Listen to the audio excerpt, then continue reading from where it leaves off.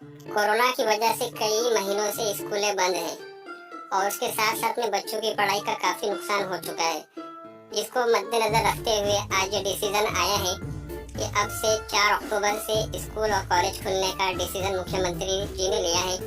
उसका सर्कुलर आज आया है। उसके अंदर ये बताया गया है कि जो इलाके शहरी हैं वहाँ पर 8वीं से लेकर 12वीं तक के बच्चे 4 अक्टूबर से स्कूल आएंगे और उसके साथ साथ में भी बताया गया है कि जो गांव के इलाके हैं वहाँ के बच्चे 5वीं से लेकर 12वीं तक 4 अक्टूबर से स्कूल आने की परमिशन उन्हें मिली है। उसके साथ साथ में कोरोना की कुछ गाइडलाइंस भी दी गई है, वो उन्हें फॉलो करना है और उसके साथ साथ में बच्चों को अपनी पढ़ाई का और अपने हेल्थ का ध्यान रखना है। उसके लिए कुछ गाइडलाइंस भी आया है, तो इसके लिए आप तैयार हो जाइए। 4 अक्टूबर से आपको स्कूल में आना है। उम्मीद करते हैं कि डिसीजन ऐसा ही रहे, इसको आगे पोस्टपोन न किया जाए और आप सब भी अपनी पढ़ाई के लिए तैयार हो जाइए और स्कूल आने के लिए प्रिपेयर रहिए।